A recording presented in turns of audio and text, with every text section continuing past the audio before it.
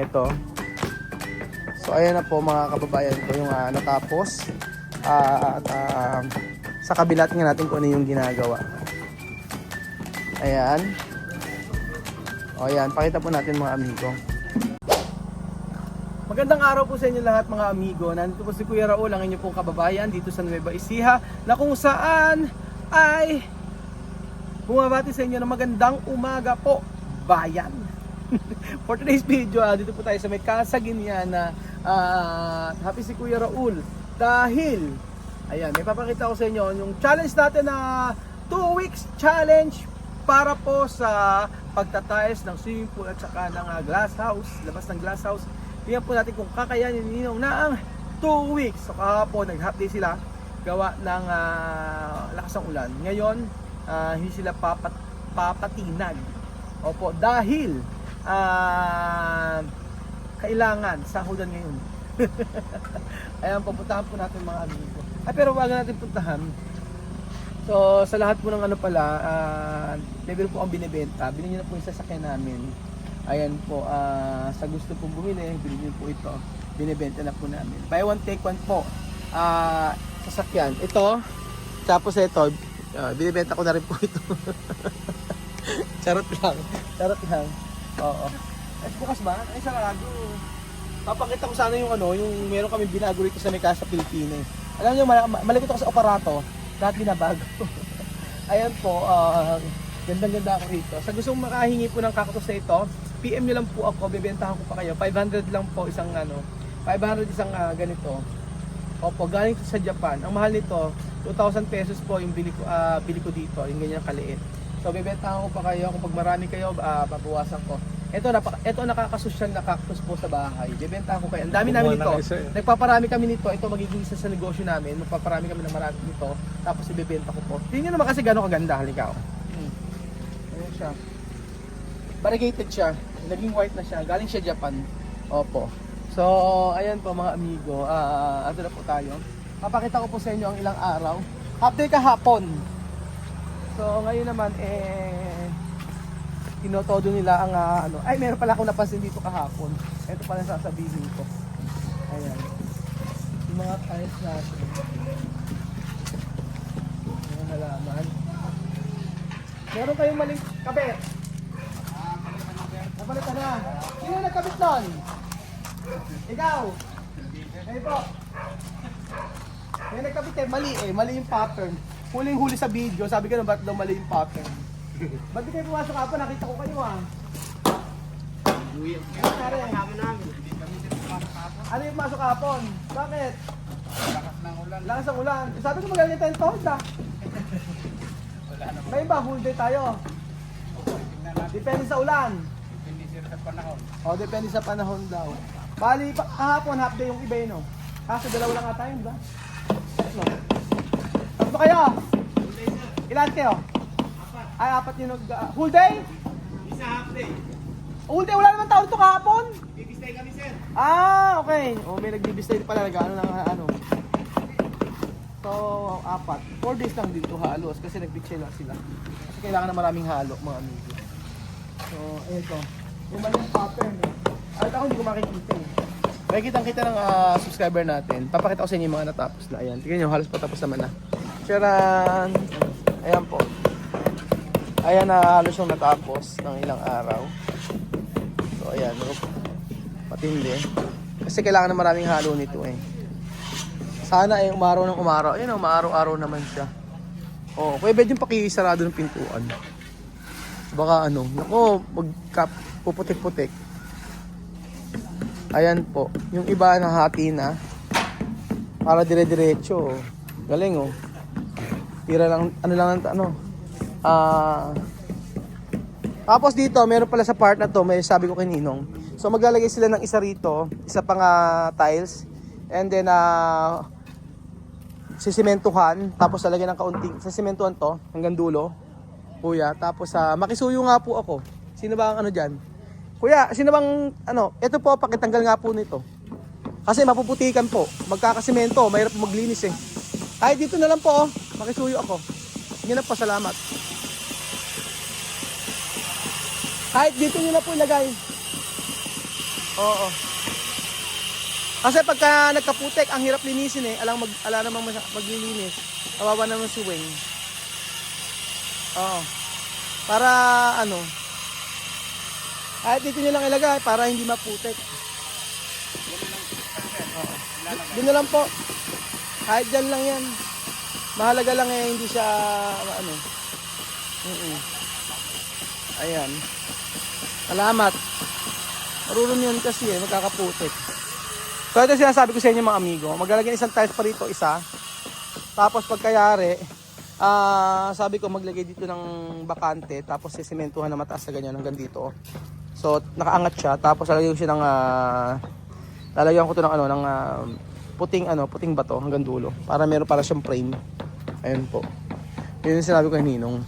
Tapos, eto.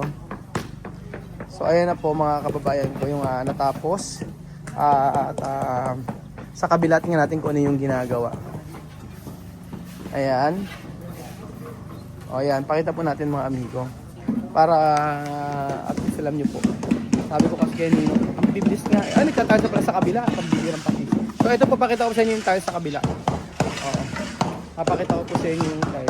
Anong technique eh, oh. Ayan. Bago mag alas 5 may sahod na kayo. Ayun, di ba? Ganun sana ano. Pero basta bilisan nyo lang. Tapos pagka mabilis talaga, meron tayong may pa-extra.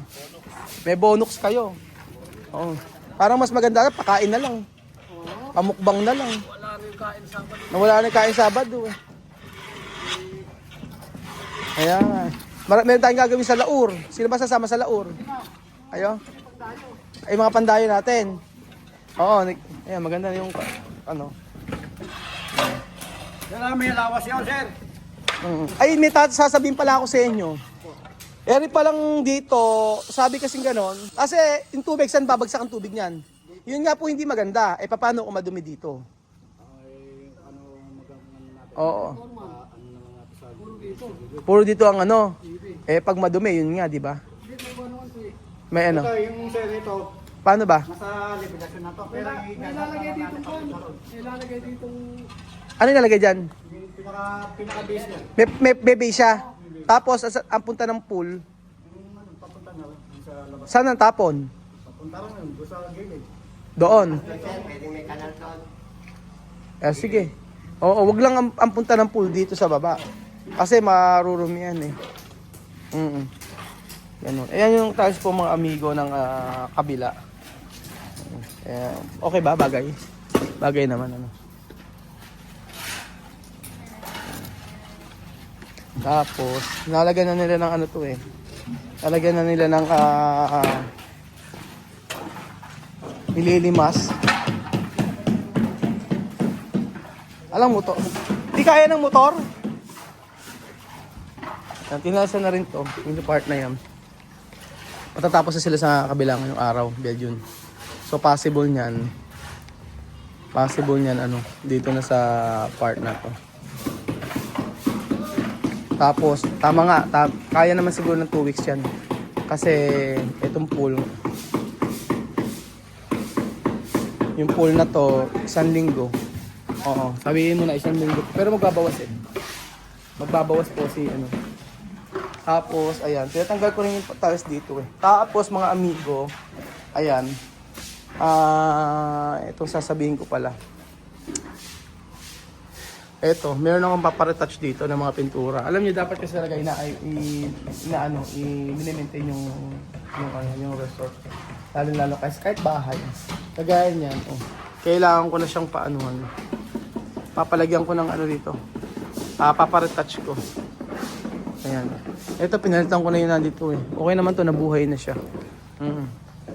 So, hopefully ito, magdire-diretso ito. Kasi gusto ko may umangat dito na halaman yung sa may variegated natin na ano. Oh. Ayan. Ayan. So, ayan po mga amigo, patuloy pa rin po yung pagkatrabaho nila. Kahit na umuulan-ulan yan. Sige lang ang sige. Grabe, na nagtatiles. Ang dami. Oo nga eh. Ang mahirap dyan, ano, Alam mo mahirap. Eto, pag ginawa. Pero at least nalagyan na ng para hindi anong tawag doon? Ano tatay nilagay dito sa gilid? Ano nilagay doon? Waterproofing. Waterproofing nilagyan na. So pwede nang ano yan. Pwede na rin i-tiles. Ha? Oo, lumaki nga yung cactus dito eh. Oh. Dati ganyan lang yan. Ito lang siya dati actually. Sabi nila hindi raw maganda yung may cactus sa bahay. Lalo sa negosyo. Ewan ko, sabi lang. Oo, pag may mga tinik-tinik daw. Mas, oh, wala, iba siyang klaseng cactus. Yung nandun sa kabila. Pero kasi yung halaman nga maganda. Kaya pakita ko yung mami. Iba-ibang style nila sa pagtatiles eh. Tingnan nyo. Pakita nyo. Gumamit siya ng ano rito. Tingnan nyo po mga amigo. Iba talaga ang iba-iba yung ano. Oh, gumamit siya ng kahoy. Ay, ng plywood. Ganyan.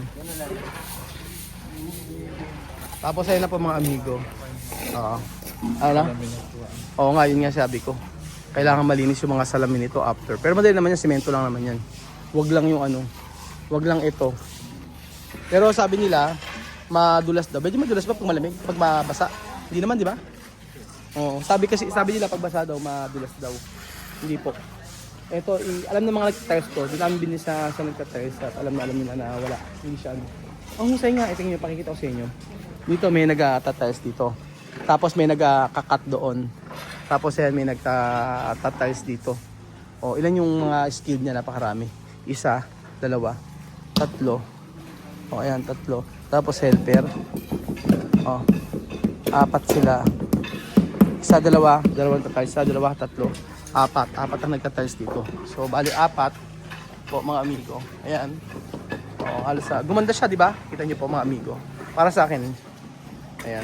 4 ang nagtatiles dito. Meron din sa kabila. Kaya din magtiles nun. Bali 5. 6. At saka 7, 8. Siyam po. Diyos ko. Ayos lahat nagtatiles. Matindi. Kaya nga. Kaya sabi ko nga sa inyo, di bali malaking pasahod, basta importante po madaling matapos. So kung 2 weeks, ano yung 2 gagawa, 3 gagawa. Tapos after 3 months, saka matatapos. So, di ba? Useless, sayang yung araw. At least ito, kita nyo naman, malapit 1 linggo. Kita nyo naman. O, tapos na agad. Di ba? Tapos na agad. At saka ang kagandahan dito, kahit iwanan nyo ito, makakapagtrabaho at trabaho. Mahusay kahit iwanan nyo. So, mga after 1 weekend tapos na po. Tingin namin. And then, maipiprepare na namin to. Maayos namin yung mga halaman na nandyan. Siguro tingnan ba yun, ilabas, yung ibang halaman sa kabila, ilipat natin dito, no? Yung ibang halaman, magpuno tayo ng maraming halaman dito. Maglagay pa tayo ng ibang halaman para mas maganda. Tingnan yung ganda kasi pagka sobrang daming halaman eh. Lalong gaganda yung resort pag ganyan. Actually, marami nga nagpapabook sa akin next week. Mula nung pista to, kaso sabi ko pasensya na. By ano pa ako to? By bago magkatapusan, sabi ko gano'n, tsaka pala nga po pwede nga mag-book. Ang daming gusto. Birthday, tapos may kasal. Ganyan po. So, sabi ko yan yung pagagandahin muna natin. Pagagandahin muna natin. Bago ayusin. Ito yung sa swimming pool natin, mami. Pakita mo kayo, Abel, yung swimming pool. Ayan. Ito maganda to. Medyo luluwang ang pool natin kapag kaya nang ginamit natin. Tapos ito sa may kabila. Ayan po. So, ito yung mga ano natin.